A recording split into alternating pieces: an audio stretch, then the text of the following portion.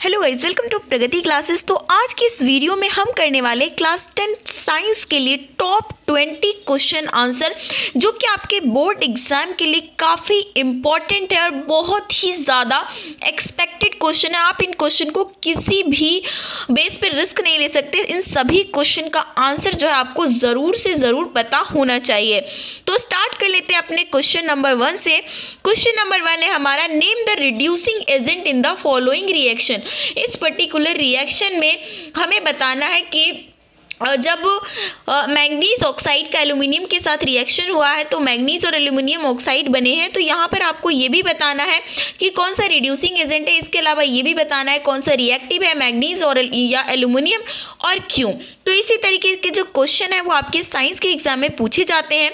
सबसे पहले अगर हम यहाँ पर बात करें रिड्यूसिंग एजेंट को लेकर, तो आप इतना कॉन्सेप्ट याद रखो कि दो अगर कोई भी मेटल है ना, तो जो ज़्यादा ताकतवर है, मतलब कि जो ज़्यादा रिएक्टिव है, मतलब जो क्या कर सकता है, अपने आप को जो ऑक्सीडाइज हो रहा है वही क्या करता है, दूसरे को रिड्यूस कराने का काम करता है। तो यहाँ पर क्यों, क्योंकि एल्यूमिनियम का ऑक्सीडाइजेशन हो रहा है, तो रिड्यूसिंग एजेंट यहाँ पर कौन है, एल्यूमिनियम है। इसके अलावा हमें यहीं से ये भी पता चल गया कि एल्यूमिनियम यहाँ पर मोर रिएक्टिव है, जिसकी वजह से ही उसने मैंगनीज को क्या किया, उसके ऑक्साइड से डिस्प्लेस कर दिया है। तो इस तरीके से ही आपको क्वेश्चन का आंसर लिखना है। बढ़ते हैं अपने नेक्स्ट क्वेश्चन की तरफ। How will you test for the gas which is liberated when hydrochloric acid react with an active metal. इन्होंने कहा कि आप उस गैस का टेस्ट कैसे करोगे जबकि एक हाइड्रोक्लोरिक एसिड किसी मेटल के साथ रिएक्ट करता है। सबसे पहली बात, कोई भी जब एसिड मेटल के साथ रिएक्ट करता है तो बनाता क्या है, सॉल्ट प्लस में रिलीज करता है हाइड्रोजन गैस। इट मीन्स ये हमें चाहते हैं कि हाइड्रोजन गैस का टेस्ट हम किस तरीके से करेंगे। हाइड्रोजन गैस के लिए हम करते हैं पॉप टेस्ट, बट आजकल के जो क्वेश्चन है वो आपसे थोड़ा सा घुमा के पूछते हैं ताकि स्टूडेंट से ये भी जांच कर लिया जाए कि स्टूडेंट को ये पता है कि नहीं पता है कि जब एसिड मेटल के साथ रिएक्शन करता है तो क्या होता है। तो यहाँ पर जो है आंसर में हम लिखेंगे, bring a burning match stick near the gas, it Burns with pop sound showing that it is hydrogen gas. उसके सामने आप माचिस की तिल्ली जलाइए, अगर पॉप साउंड आता है तो ये क्या डिनोट करेगा कि वहाँ पर हाइड्रोजन गैस की प्रेजेंस है। नेक्स्ट क्वेश्चन है, What is hyperacidity? How antacid works to cure it? Hyperacidity क्या है और एंटासिड किस तरीके से काम करता है। सो आंसर यहाँ पर है हमारा, hyperacidity is caused by access of hydrochloric acid in stomach. Hyperacidity क्या होता है, जब हमारे स्टमक में हाइड्रोक्लोरिक एसिड की मात्रा बढ़ जाती है तो उस सिचुएशन में हाइपरएसिडिटी हो जाता है, और उसको ठीक करने के लिए हम एंटासिड की मदद लेते हैं। और एंटासिड जो होता है उसका नेचर बेसिडिक होता है, जो कि हमारे स्टमक में जो एसिड एक्सेस हुआ है उसको न्यूट्रलाइज कर और जो भी हमें पेन होता है उससे रिलीफ देने का काम करता है। आगे बढ़ते हैं अपने नेक्स्ट क्वेश्चन में। गाइस यहाँ पे सारे ही क्वेश्चन बहुत ही इंपॉर्टेंट है एंड आई होप कि कुछ क्वेश्चंस के आंसर तो आपको ऑलरेडी पता ही होंगे। आप कमेंट में लिख भी सकते हैं कि कितने क्वेश्चन के आंसर आपको पहले से याद थे, और जो क्वेश्चन का आंसर नहीं आता है उसको आप फटाफट से लर्न कर लीजिए। दिक्कत क्या है, बहुत ही ईजी लैंग्वेज में आंसर है, लेकिन मार्क्स आपको पूरे मिलेंगे। इस बात के लिए आपको बिल्कुल भी डरने की जरूरत नहीं है। नेक्स्ट है question number 4, what is homologous series of carbon compound. Carbon compound मतलब होमोलोगस सीरीज क्या होता है कार्बन कंपाउंड का। So a homologous series is the family of organic compound having the same functional group and the successive member of which differ wise CH2 यूनिट और 14 mass unit. Homologous series जो है वो क्या है, एक ऑर्गेनिक कंपाउंड का मतलब सेम फंक्शनल ग्रुप का एक फैमिली है जिसके अंदर सक्सेसिव मेंबर जो होते हैं ना, जैसे मेथेट, प्रोप, ईस्टर, तो उसके बीच में CH2 का डिफरेंस होता है या फिर 14 मास यूनिट का डिफरेंस होता है। तो इस तरीके से होमोलोगस सीरीज को हम डिफाइन करते हैं। नेक्स्ट क्वेश्चन है, the refractive index of diamond is 2.42, what is the meaning of this statement. ये तो आप सबको पता होगा कि रिफ्रैक्टिव इंडेक्स जो डायमंड का 2.42 होता है, लेकिन इस स्टेटमेंट से हम क्या मीन निकालते हैं। So answer is the refractive index of diamond 2.42 suggests that the speed of light in diamond will reduce by a factor 2.42 as compared with its speed in air। मतलब 2.42 फैक्टर से उसकी speed घट जाने वाली है, speed of light जो है घट जाने वाली है जब वो डायमंड में जाएगा, किसके कंपैरिजन में, जितनी स्पीड उसकी एयर में है। नेक्स्ट क्वेश्चन है, state one reason for placing magnesium and calcium in same group. आपको एक रीजन बताना है कि क्यों हम मैग्नीशियम और कैल्शियम को सेम ग्रुप में रखते हैं पीरियोडिक टेबल के अंदर। अब बात करें मैग्नीशियम और कैल्शियम, दोनों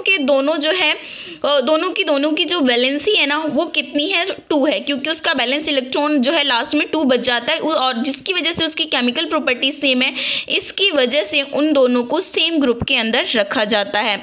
नेक्स्ट क्वेश्चन है, what kind of combustion is observed in alkanes? Why do air holes of gas burner have to be adjusted when vessel being heated gets blackened by the flame? So alkanes के बारे में आपसे पूछा। alkanes are saturated hydrocarbon are generally born in air with a blue non-sooty flame। तो alkanes क्या है, saturated hydrocarbon है और वो जनरली जलता है ब्लू और नॉन सूटी फ्लेम के साथ।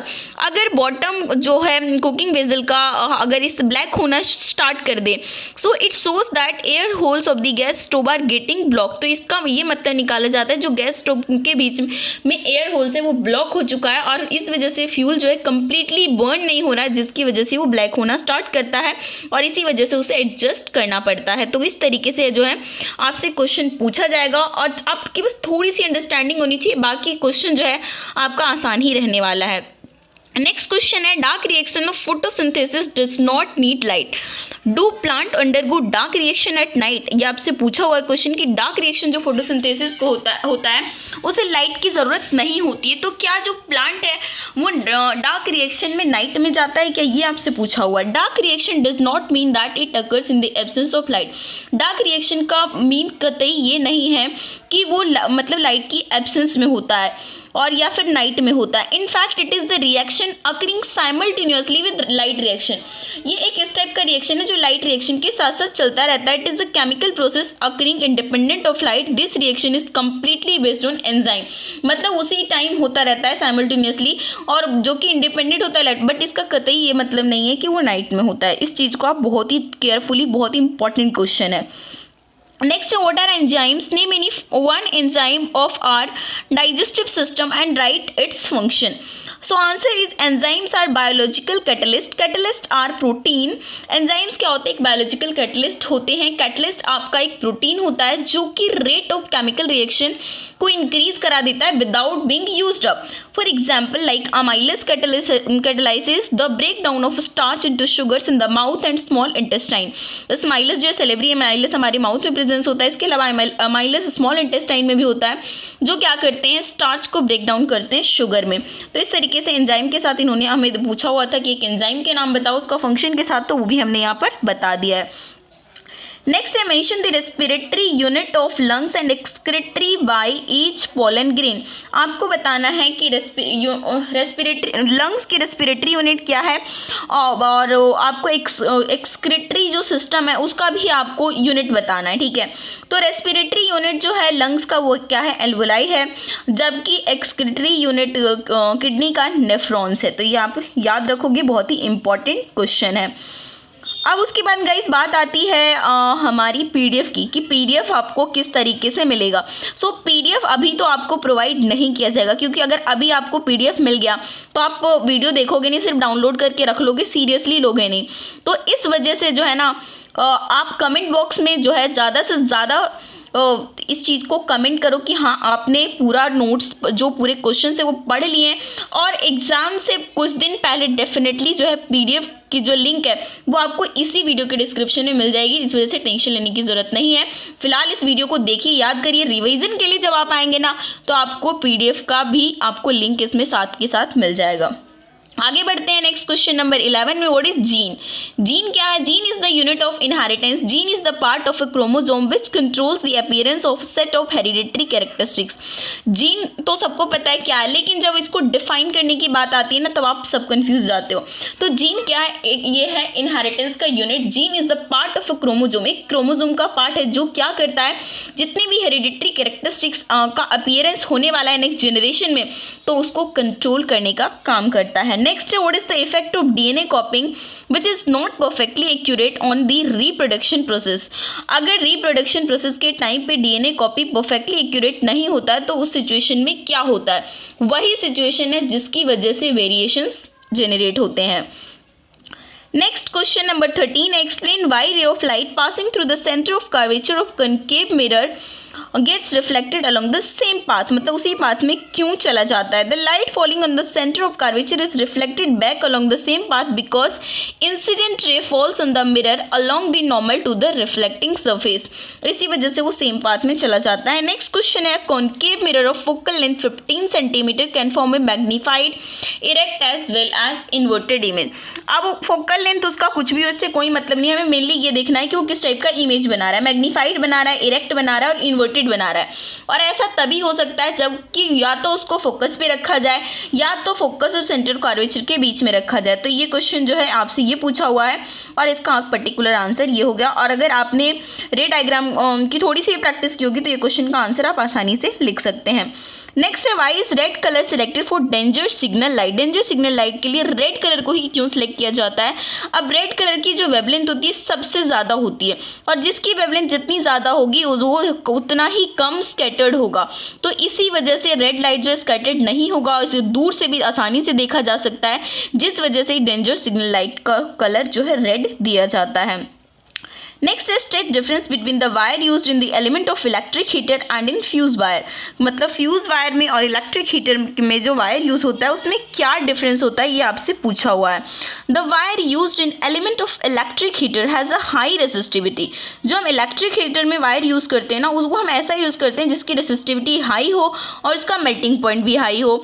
Even at the high temperature element do not burn, मतलब उसे कितना भी ज़्यादा टेम्परेचर मिल जाए तो उसे जलना नहीं चाहिए, जबकि फ्यूज वायर में हम इस टाइप के एलिमेंट को यूज़ करते हैं जिसका लो मेल्टिंग पॉइंट हो और हाई रेसिस्टिविटी हो। नेक्स्ट क्वेश्चन है, name the physical quantities which are indicated by the direction of thumb and forefinger in the Fleming right hand rule. जो फ्लेमिंग का राइट हैंड रूल है वो आपको बताना है कि डायरेक्शन जो थंब है और फोर फिंगर किस चीज़ को इंडिकेट करता है। तो फ्लेमिंग राइट हैंड रूल अगर आपने पढ़ा भी होगा तो इस तरीके से जो है हम जो थंब है वो इंडिकेट करता है direction of motion of the conductor या फिर फोर्स भी करके बोलते हैं, और फोर फिंगर जो डिनोट करता है डायरेक्शन ऑफ मैग्नेटिक फील्ड, और इसके अलावा जो मिडिल फिंगर है वो डायरेक्शन ऑफ करंट को डिनोट करता है। नेक्स्ट आगे बढ़ते हैं, state 2 problems caused by non-biodegradable waste that we generate in our daily life। Daily life में जो हम नॉन बायोडिग्रेडेबल वेस्ट को क्रिएट करते हैं, जनरेट करते हैं, उससे कौन सी 2 प्रॉब्लम आती है। इट क्लॉग्स ड्रेन, ये नालियों को पूरा जाम कर देता है क्योंकि आगे पानी जाता नहीं है। इसके अलावा इससे वाटर और सॉइल पोल्यूशन होते हैं। और नेक्स्ट क्वेश्चन है, energy flow in food chain is unidirectional. जो एनर्जी फ्लो होता है फूड चेन में वो यूनी डायरेक्शनल होता है। आपको इस स्टेटमेंट को जस्टिफाई करना है। The flow of energy in the ecosystem is said to be unidirectional because the energy lost as heat from the living organism of a food chain cannot be reuse by plants in photosynthesis. तो इसी वजह से मतलब uni directional होता है, उसे reverse नहीं कर सकते। क्यों? क्योंकि जब भी एनर्जी मतलब एक से दूसरे में जाता है तो वहाँ पे काफ़ी एनर्जी लॉस्ट हो जाता है एज ए हीट, जिस वजह से है उसको दोबारा से यूज़ नहीं कर सकता है प्लांट इन फोटोसिंथेसिस। उसके बाद हमारा लास्ट क्वेश्चन है, why is ozone layer getting depleted at a higher level of atmosphere. Ozone layer जो है डिप्लेटेड मतलब बहुत जल्दी उसका वो हो रहा है, डिप्लेशन हो रहा है हमारे एटमॉस्फेयर में, उसके पीछे का क्या रीज़न है। Ozone layer is getting depleted at higher level of the atmosphere due to the effect of chlorofluorocarbons which are used as refrigerator and in fire extinguisher. तो बेसिकली इसका इफेक्ट तो इसी वजह से हो रहा है क्योंकि क्लोरोफ्लोरोकार्बन का बहुत ज़्यादा यूज़ होता है कहाँ पर, रेफ्रिजरेटर में और फायर एक्सटिंग्विशर में। तो ये आपके top 20 question for the 1 marks type question. उसके बाद आगे की सीरीज में हम जो है 3 मार्क्स 5 मार्क्स जो भी जिस भी टाइप के क्वेश्चन आपके एग्जाम में पूछे जाएंगे लेटेस्ट पैटर्न के अकॉर्डिंग उसको भी हम आपके लिए लेकर आएंगे। और जो आपको यहाँ पर अपने दोस्तों के साथ वीडियो को ज़्यादा से ज़्यादा शेयर करना है, जितना ज़्यादा सपोर्ट मिलेगा उतना ही ज़्यादा आपके लिए इफेक्टिव क्वेश्चन की सीरीज़ आपके लिए आते रहेंगे। तो इसलिए वीडियो को ज़्यादा से ज़्यादा अपने दोस्तों के साथ शेयर कीजिए, लाइक कीजिए, चैनल पर नए तो सब्सक्राइब करके बेल आइकन क्लिक कर लीजिए ताकि हर नई वीडियो की नोटिफिकेशन आपको तुरंत मिले।